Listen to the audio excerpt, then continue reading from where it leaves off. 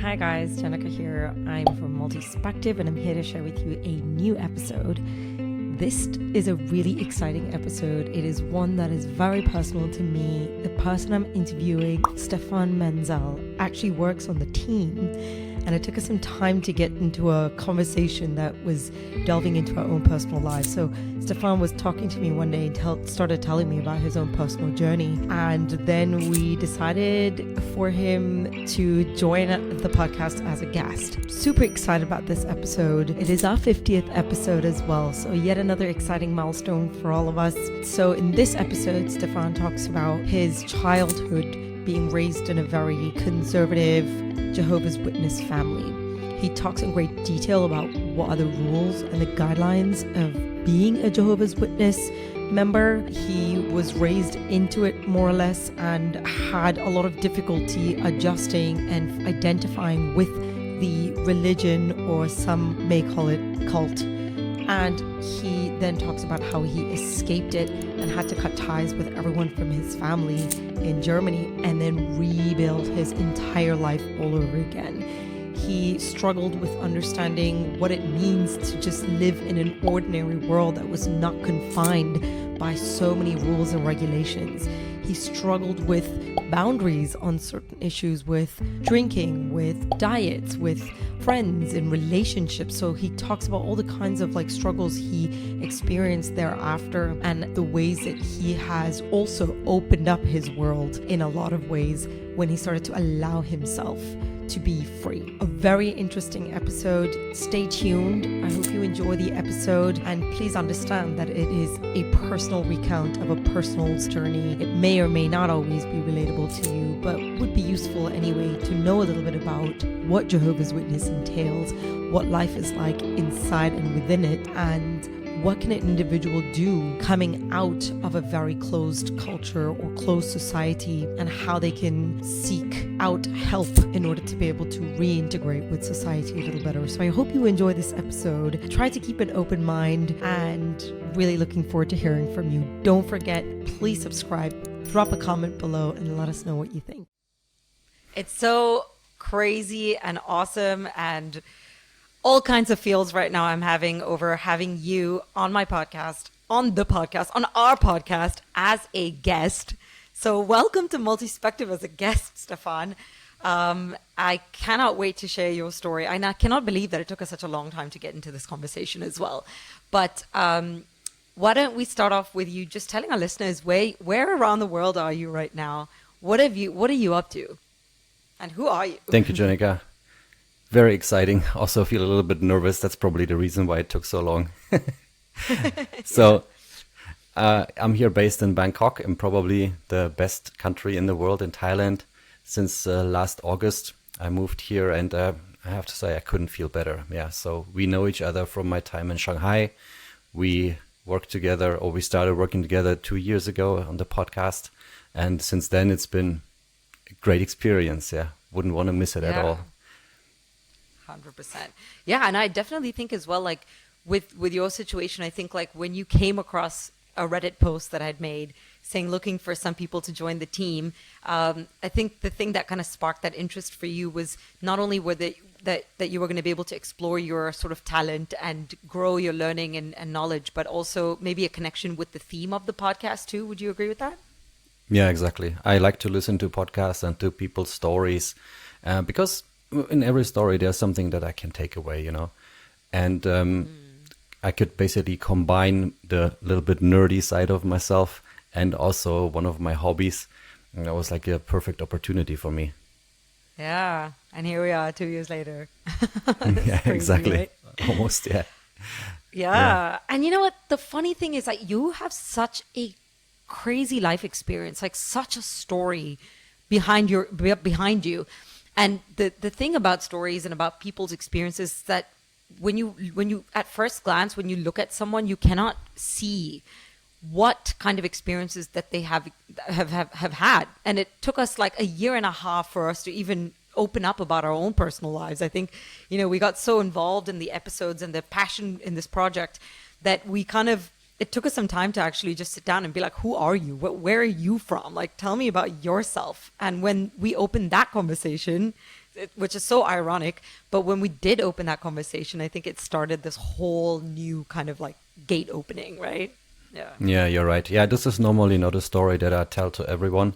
But then I've decided, hey, how can I actually make a difference? Yeah, I have this history and I have this experience and I want to help other people. So how can I do this if I don't actually share the story? So here we are. Yeah. No, I really, really appreciate it. And I'm sure our listeners will too. Thank you. So Thank you. let's just get right into it. Can you tell us where your story begins? Yeah, so one of the triggers to actually make me want to share the story was a few days ago. I went to a meetup, you know, the app Meetup, right, where you can meet just strangers and then become friends at some point. Because here in a new city, I just need to make more friends. Yeah, it's kind of lonely at the very beginning. I think everybody can relate. And there was this girl who organized this. And at some point during the small talk, I asked her, okay, so what do you do in your spare time? And she said, reading my Bible. Okay, yeah, this is the point that triggered me immediately, because I think we will get into this a little bit later. I have some experience with religion and cult. And yeah, this is one of the points that I want to share today, how you can protect yourself from toxic cults.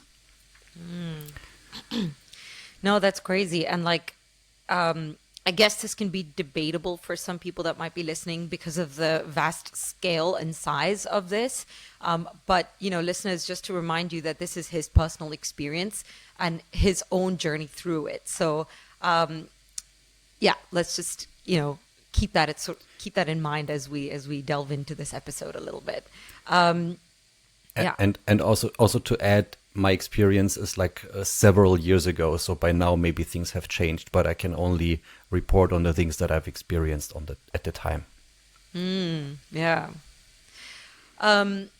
So cults or religion, do you, before we get into your story, do you personally see a difference between the two? And how would you define the two, or how would you see the difference? Very difficult question. Yeah. I don't think I can get the definition of a cult right, but in general, it would be people trying to control other people. That's my personal take on it. But to a certain extent, this also applies to every religion. Maybe almost every religion. Maybe Buddhism is a little bit more laid back, Hinduism. But in the end, where there's a person on top trying to control people underneath, that is something that really does not resonate with me at all, and where I'm very careful to stay away from, especially after my experience. Yeah. Right. So typically when you get into a conversation with someone and they start telling you a little bit about their, you know, religion that they're in, what is your kind of response? Like, how did you respond to that girl? Live and let live.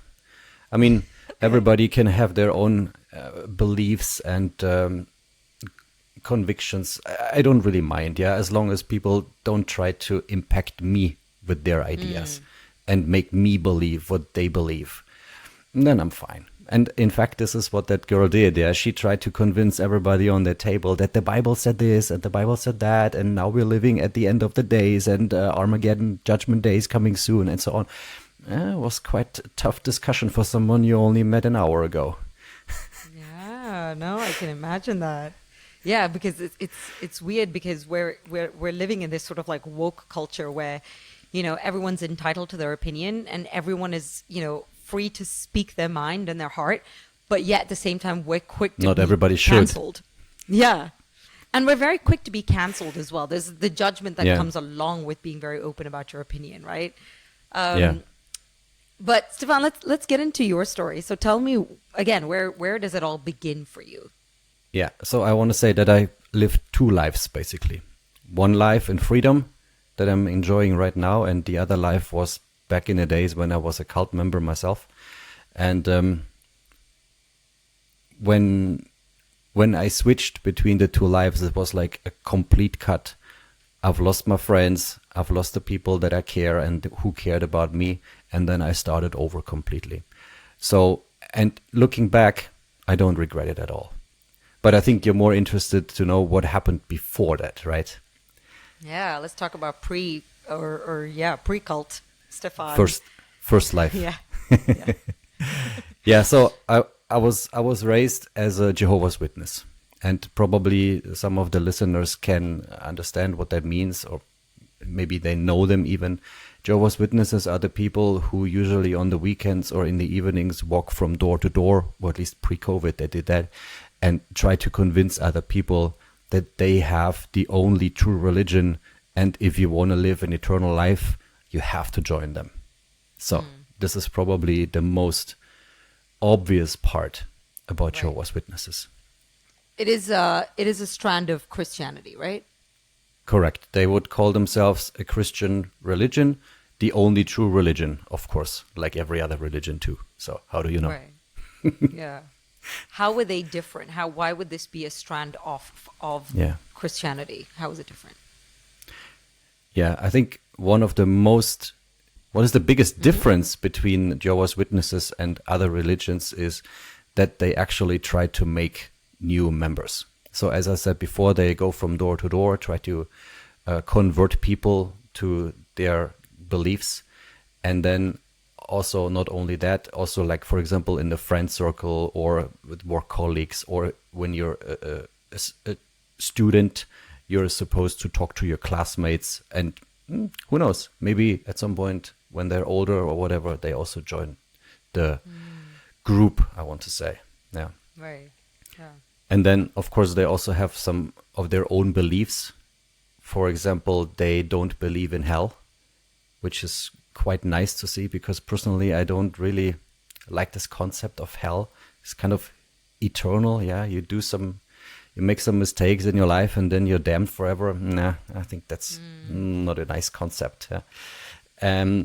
But on the other hand, they believe in heaven, but only for a certain amount of people. So one of the core beliefs is that after Judgment Day, they call it Armageddon, basically the final war between good and evil, only 144,000 people will go to heaven. These people have been pre-selected by some, I guess, arbitrary criteria. And the rest of the remainders, the survivors, they will live on Earth forever. So they will basically be immortal. So in a way, people are motivated to do whatever it takes to find themselves in heaven because it's a select few. I think the majority of people, they already accepted their fate, that they won't go to heaven anyway, because there are like 8.8 million Jehovah's Witnesses at the moment, and 144,000 is just a tiny fraction.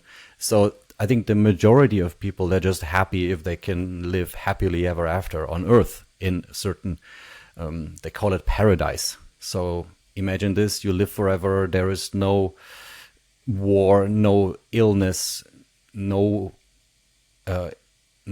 environmental damage, and everything is just like paradise. So you have everything you need, food, fun, friends, forever, peace.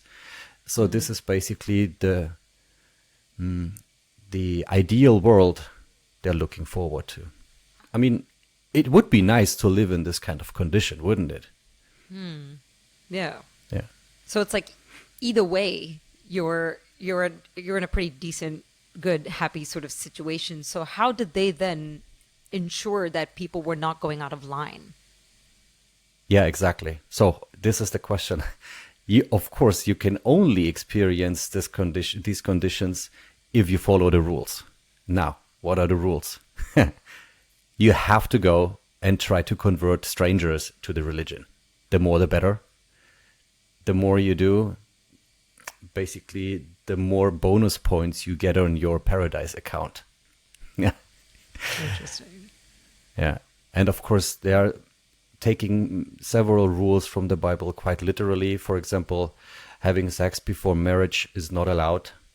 And you can actually get disfollowed, basically removed from the group if you do things that bad that are against the rules. Right. For people like me who were born and raised into this cult, that's losing your entire life. So that would mean losing your friends, losing your family, losing basically everything that you've known and start from zero. And this is exactly what happened to me later on. We will get to that. But of course, this is one of the main reasons why people just stick to the rules, even though it's painful and annoying and it's against nature or people's natural instincts. But they still do it because they fear the consequences. And one of those consequences also being not having the chance to live in paradise forever.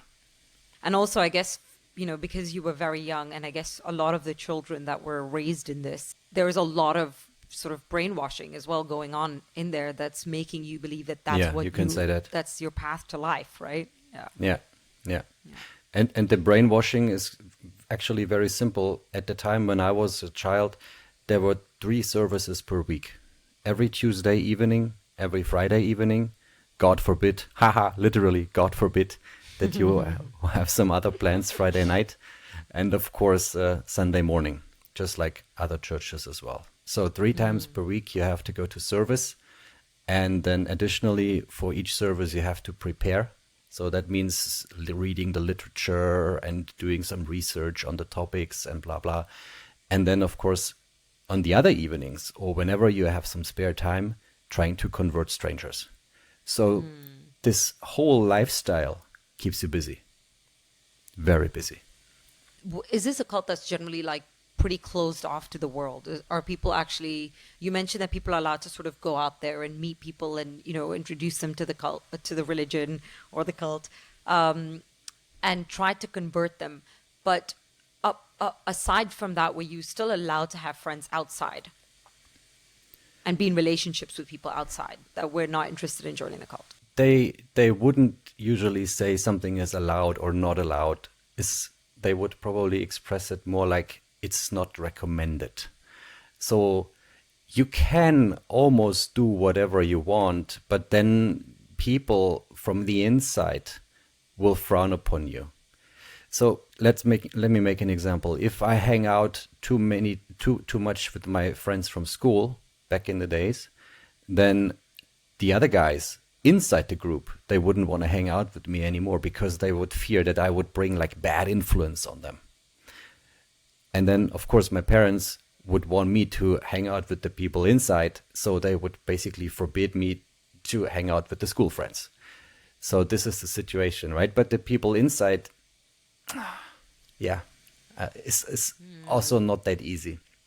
Right. I will explain. So a lot of it this is later. like ostracism, right? It's sort of like Yeah. more like, in a way, you're almost kind of being bullied into it. You're made to feel guilty if you were to do anything. Exactly. Guilt tripping. Exactly. If you don't follow the exact rules, and the more the better, then people will frown upon you. You're being guilt tripped, and it is not a nice feeling having this for years, decades in my case even. Yeah. Can you tell me for what's the recruitment process into the Jehovah's Witness in specific? Well, what are the steps of getting in? Yeah. Actually, it's not so easy to get in, because you have to make a conscious decision that you really want to join this cult or this group in this case.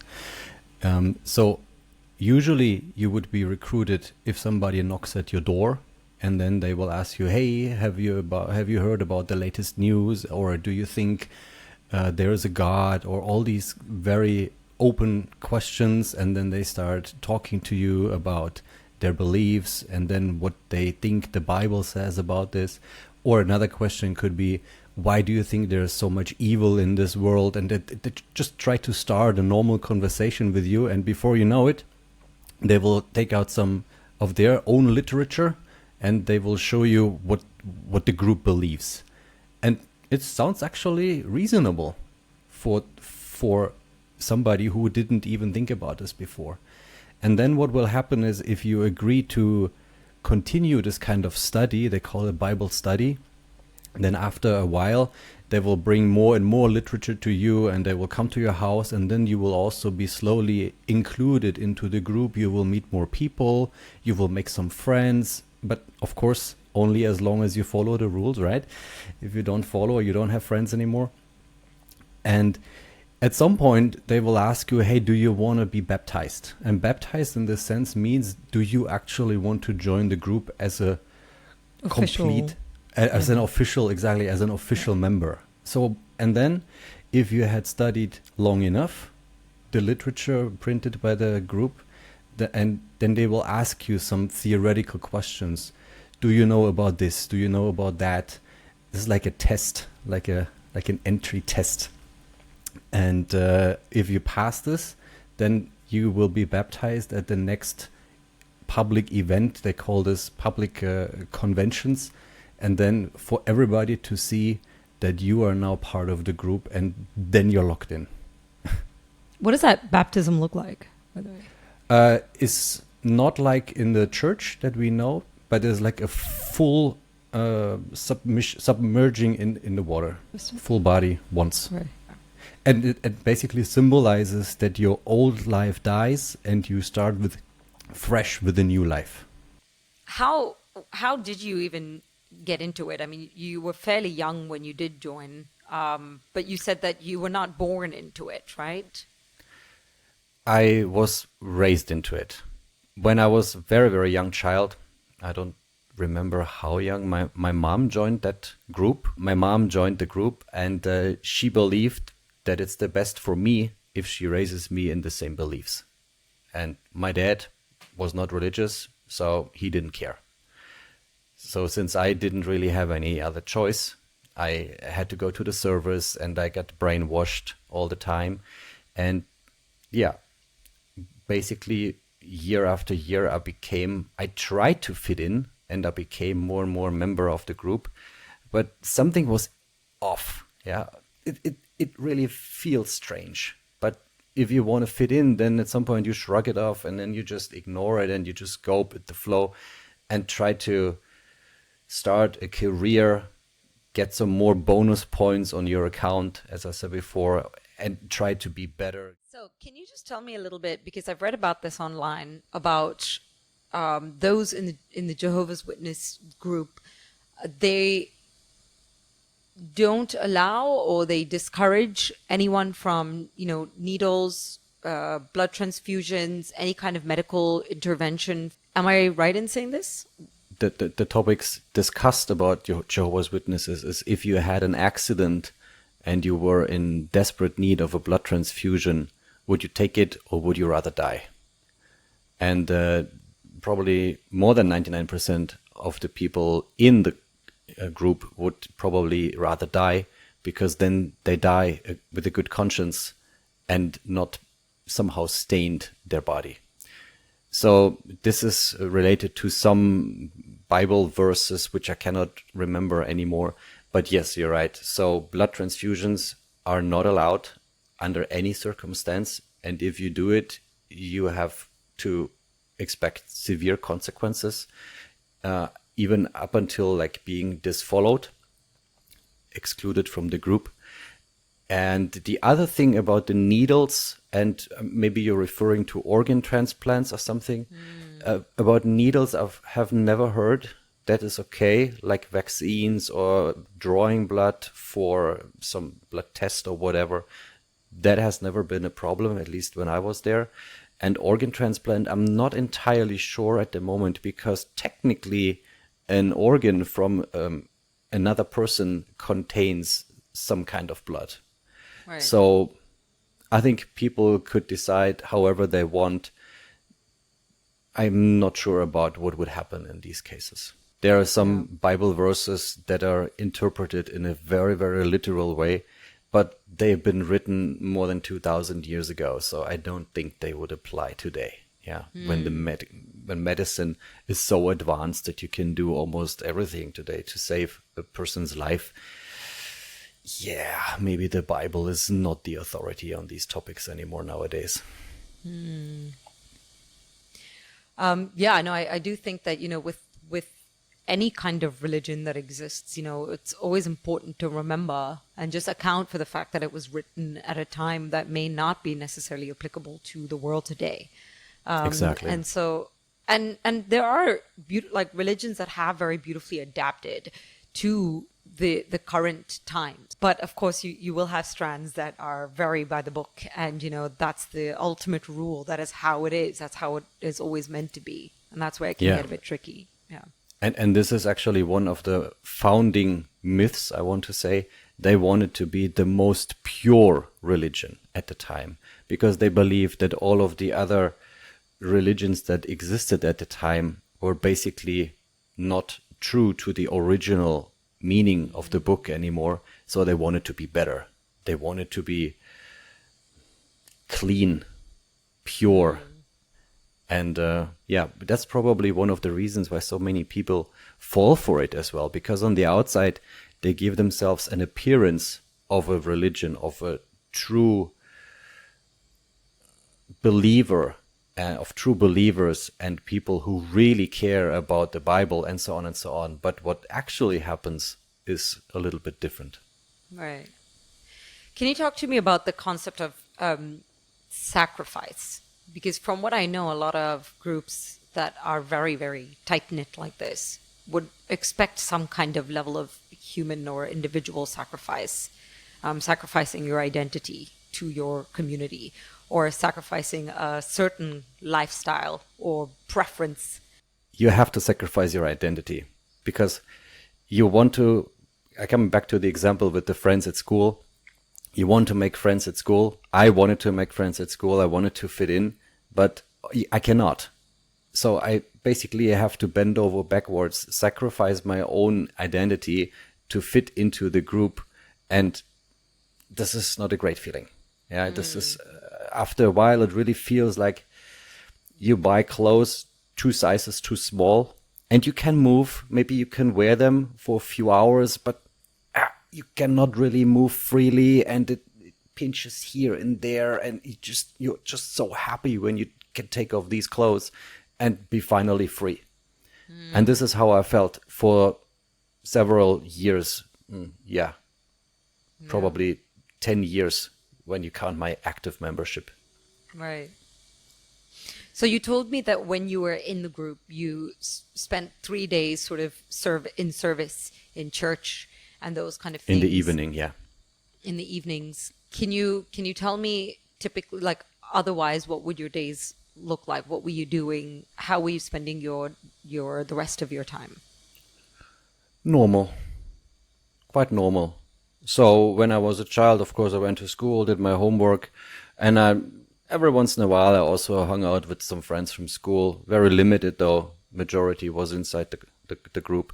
When I was older, when I was in college, same thing actually. When I had an actual job, of course, the majority of time during the day is spent at work. And then in the evening, you always need to remember, I need to prepare for the service tomorrow. I still need to go and try to convert other people. I still have to do this and that and so on. So you have this constant thought in the back of your head that you're not enough, that you're not doing enough, and that you can actually do more. And you should do more if you want to live in paradise in the end. So you're never enough. This is actually a very good summary. Yeah, you always can do more, and people expect you to do more in order to become a better to get a better reputation inside the group. Right. Yeah. You mentioned that if they didn't follow, other than being disbanded or removed from the group, what were some other ways that they were sort of punishing the individual for not following rules? Yeah. One way that I remember clearly is you get like a serious talk with one of the elders. So the elders are the people who are in charge, who do like the who deal with the organizational topics, and who are basically respected by the entire congregation. And if, for example, as a teenager or young adult, if you get caught drinking or smoking, then you get a serious talk with them, and you have to explain yourself why you did that, and how you're not going to do this ever again. And you don't want to justify a cigarette or too many drinks to some people who are like 70 years old and have no idea how teenagers or young adults nowadays live.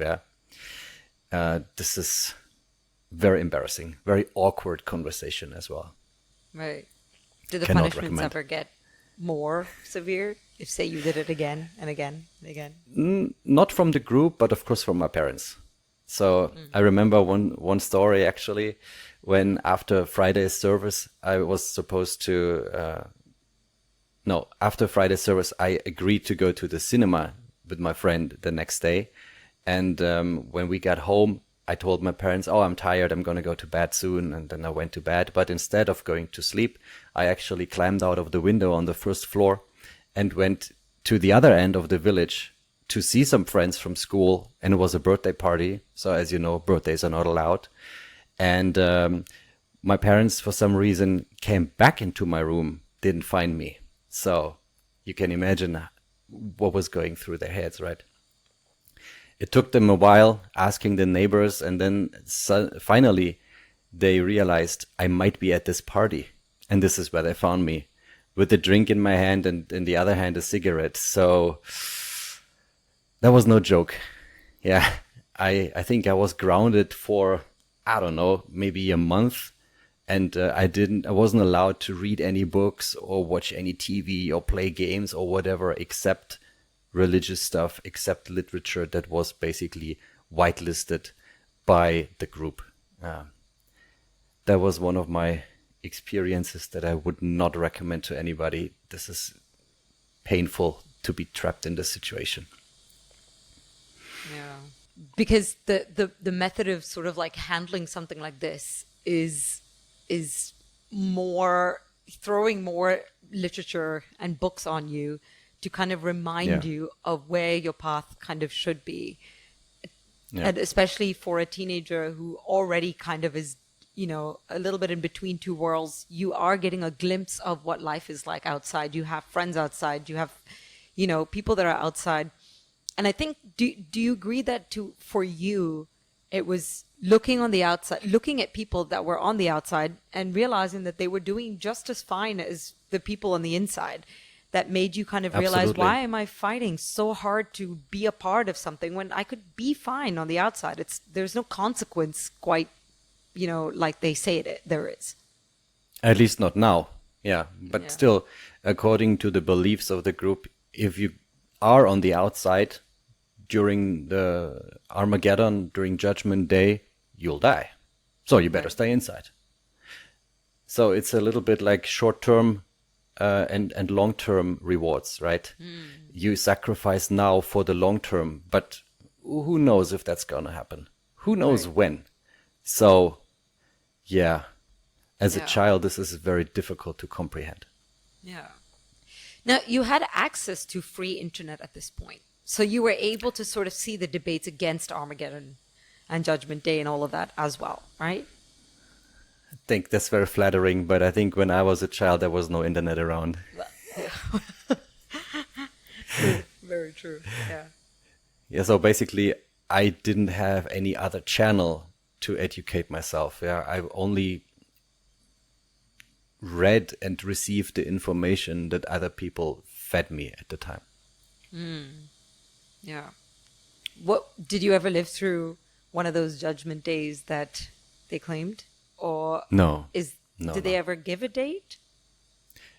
Yeah, if I remember correctly, 1974 or 75 or something, they expected something to happen, basically the end of the world, and then, the final battle between good and evil did not happen.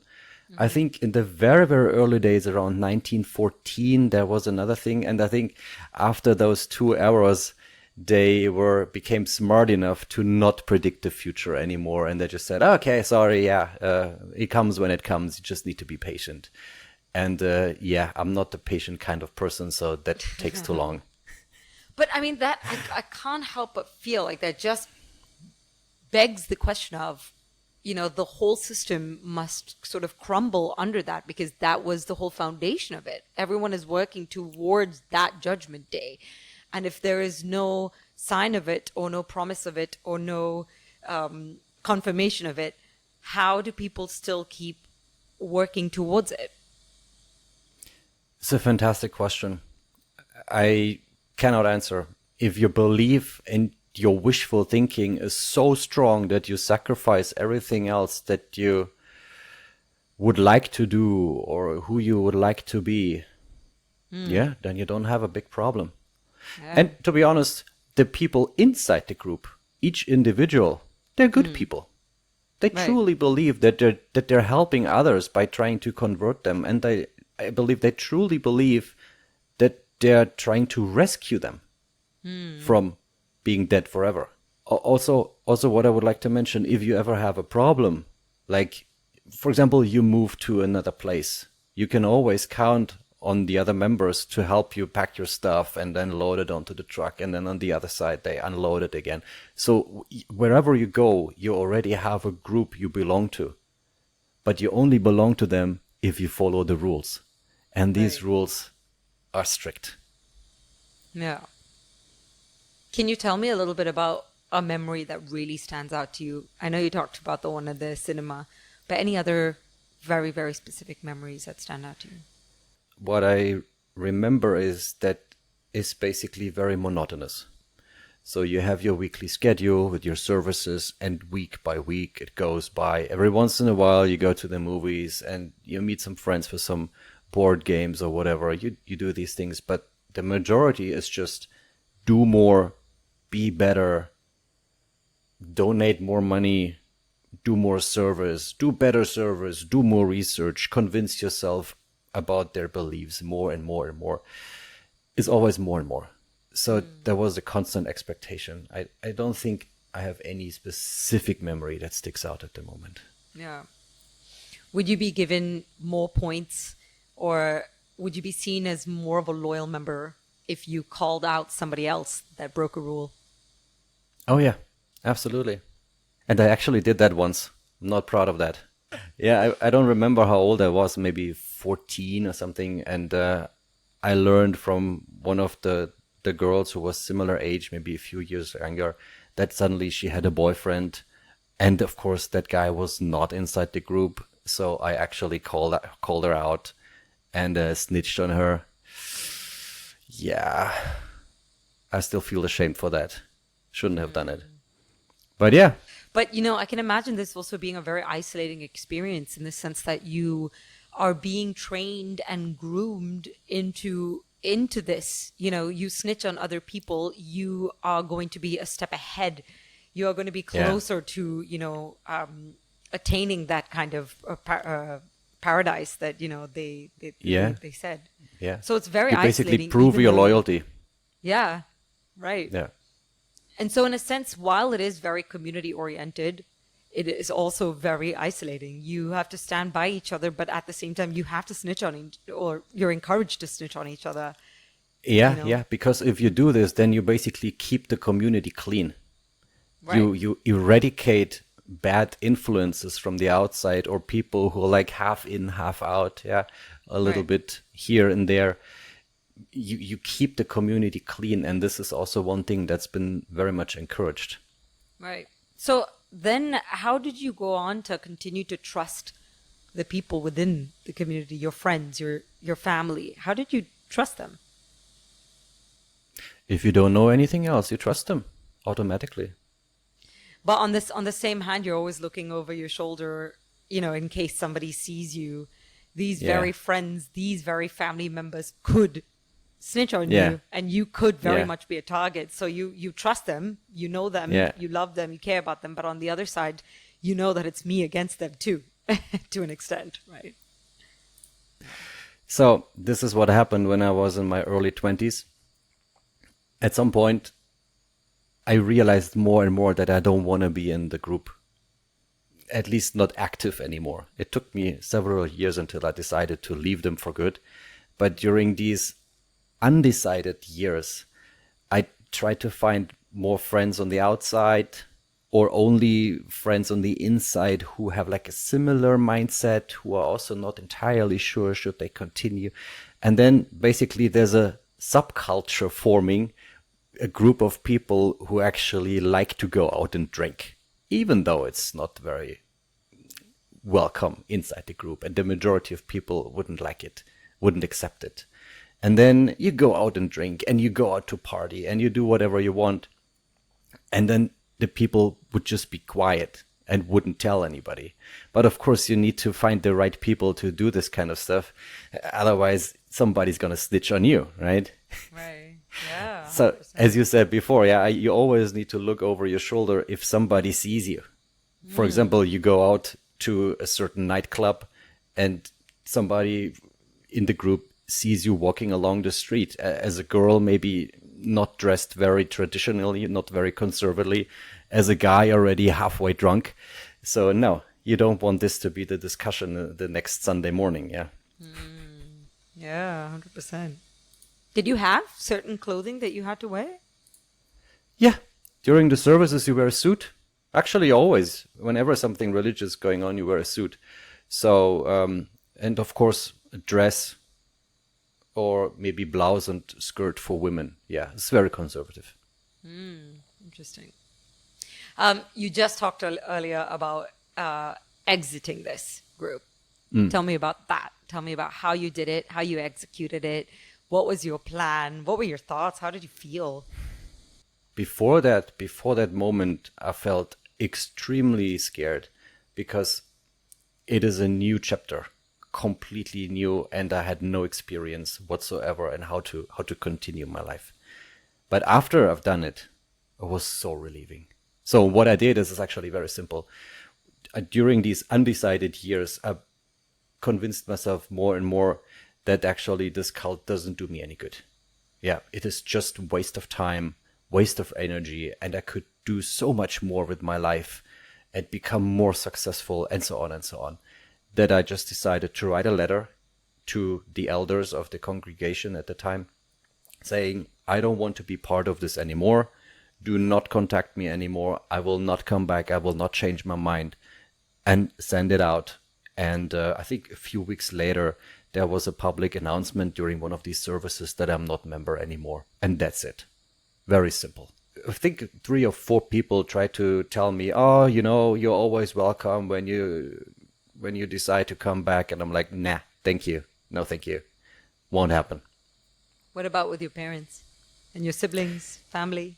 Yeah, technically, my parents are not allowed. My family, let's say the people who are in the group, they're not allowed to contact me if there's nothing really urgent going on, like somebody dying or whatever. But technically, families should not contact me anymore because this will probably make me realize that I'm going to miss them so much that I come back. Nah, didn't happen so far. So where did you go after? You were on your own? Yeah, but yeah, exactly. But I have to admit, every once in a while, I talk to my parents nowadays. Yeah, maybe once in 3 months or something on WhatsApp. That's okay. That's good enough. They won't get in trouble for that, and it's just enough to catch up every once in a while, and that's okay. I hear nowadays those rules have been loosened up a little bit. I think maybe otherwise they would lose too many members. I don't know, but it's not that strict anymore as it was back in my days. So tell me a little bit about, where did you go after? Yeah, I didn't really know where to go. So I started making friends with neighbors and socialize with people who also left the group before. And so to slowly build a new friend circle. And of course, this takes time. And as I said before at the very beginning, I started a new life. I started hanging out with colleagues as well. And if you move to a new city, how do you make friends? Yeah, everybody who you meet could be a potential friend. So you just start socializing and talking to people and so on and so on. And this is what I did. And it took me a while to build up a new friend circle. Yeah. But did you leave your city very soon after you left the group, or did you have some time there before you left? I left the group when I was 27, and I left Germany when I was 29. So during those 2 years, I slowly built a new friend circle. But you cannot do too much in that short time, right? Yeah. But soon enough, I moved to Shanghai anyway, and I started a new life there again. So that was also a new chapter that would not have been possible if I had stayed with the group at all. No, that's crazy. I mean, I'm going to just go back to the very beginning of the episode where you said that you feel like you've lived 2 lives, But in a way, you've kind of gone through the cycle of restarting, pressing that reset button over and over, actually many times. It's the third time now. Group. Yeah, exactly. So in a way, it gets easier, it gets more comfortable. You get more comfortable in that sort of space of discomfort or newness, right? Yeah, nothing happens in the comfort zone, If you want to develop, you need to break out of the comfort zone and challenge yourself to grow. Yeah, that's normal. It's not nice. It doesn't feel good, but it's necessary at some point. What were some of the things that you had to unlearn and relearn again post leaving the group? So one of the topics is my relationship to holidays. So you probably know that Jehovah's Witnesses don't celebrate birthdays. They don't celebrate Christmas because they believe it's not a Christian holiday. After all, same applies to Easter and some other things as well, which I forgot now the details. But yeah, as a child, as a teenager, even now, hey, I enjoy celebrating a decent birthday, right? So whenever it's my birthday, I gather some few people and then we go crazy. We go mad. Yeah. This is something that I'm catching up on now, right? So for 27 years of my life, I wasn't allowed to have a decent birthday. Well, now I'm making up for that. Believe me. What about the whole concept of like guilt? How were you able to remove that self conversation, that guilt and that shame that you felt when you were getting out and doing these things that you knew was looked down upon? I think it is still there sometimes. Yeah. But it's getting less. And it's getting less because I just challenge myself. For example, horror movies, like demon stuff, really scary stuff. I wouldn't have watched when I was in a cult. No. That is a no. And nowadays, I'm watching these things, even though they're still pretty scary, but I know it's just a movie. It is not real and it won't hurt me. When I was a child, people would tell me that if you watch these things, they become real. And you actually have to be afraid of ghosts and spirits and whatever. Nowadays, I'm like, nah, this is just fairy tale to keep the people in line. So, question for you, Stefan. What message would you like to get across? And I want to just extend this a little bit more by saying, for example, if somebody could be in a situation like this, where they could be recruited by a religious group, what other things do they need to look out for? And how can they sort of protect themselves to make sure that what they're being recruited into is something legitimate? Yeah.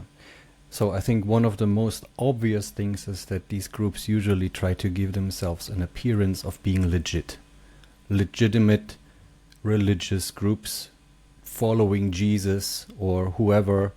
And then from the outside, they always try to become a religion, even like in a legal way. Not only a group that exists like a club, but they want to be officially recognized as a religion by the government. This is often the case. Then the next thing is, what I think is dangerous, if they try to change you, if they try to give you arbitrary rules that you actually don't want to follow, but you can only join this group if you follow, and something inside yourself is just like resisting, that it doesn't feel natural to you and you have to bend over backwards to fit in. This is another sign that it could be a dangerous group. So they basically try to control you from the top with some kind of hierarchy and try to make everybody go in the same direction, fit in, and there's no critical thinking allowed, I would say. Yeah. Right. And then another topic is that the members usually are dependent on each other. Then if you, for example, do something that is not according to the rules, then somebody will rat you out or will talk bad about your back, behind your back, and then talk to the leaders there, and you will receive a bad reputation. So all these things are warning signs, and you need to be very careful not to fall for the good parts like, for example, the society and the closeness of the people when there are so many dangers also present at the same time. Yeah, I like that. I really like that answer. Yeah.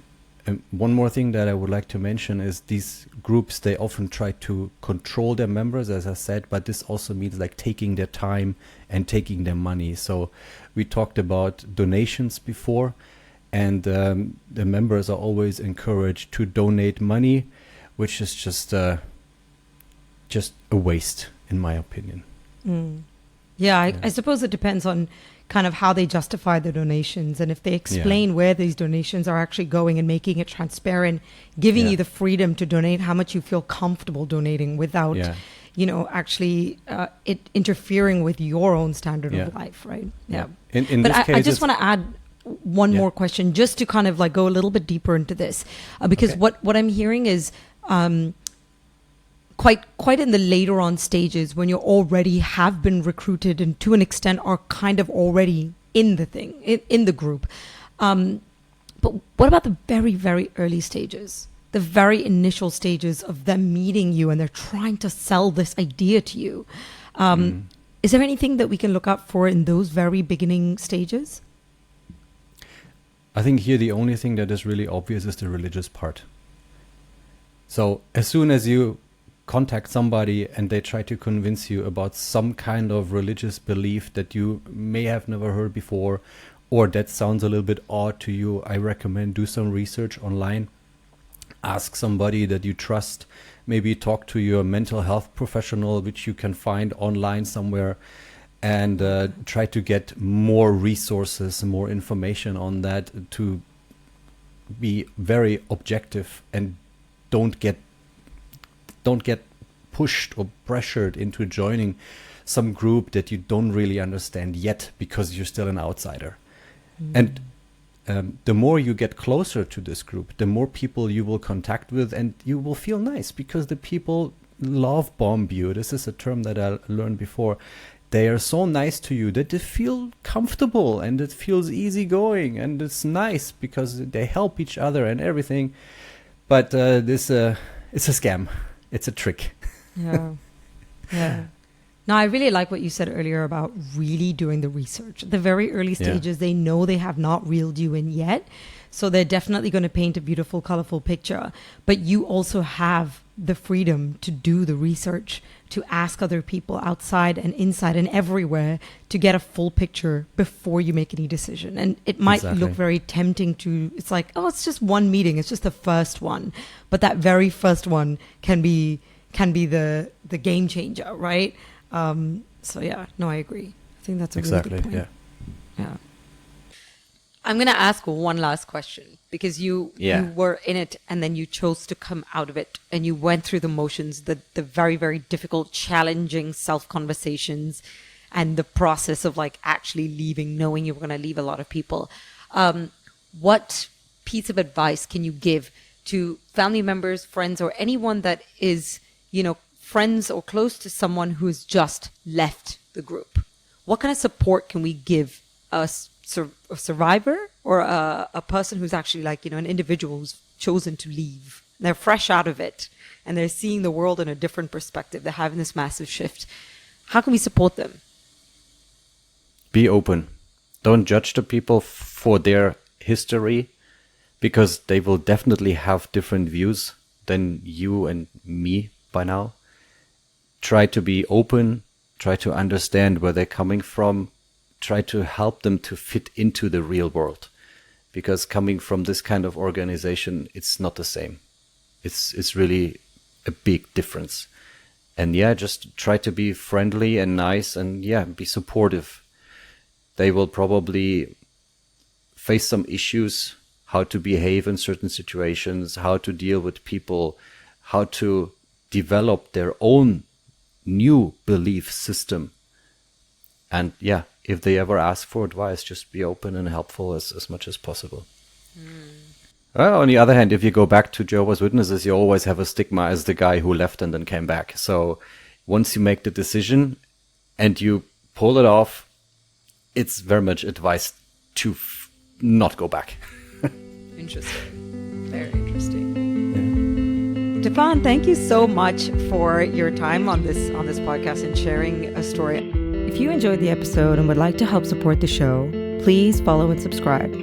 You can rate and review your feedback on any of our platforms listed in the description. I'd like to recognize our guests who are vulnerable and open to share their life experiences with us. Thank you for showing us we're human. Also, a thank you to our team who worked so hard behind the scenes to make it happen. Chris Trzynski. Stephan Menzel. The show would be nothing without you. I'm Jenica, host and writer of the show, and you're listening to Multispective.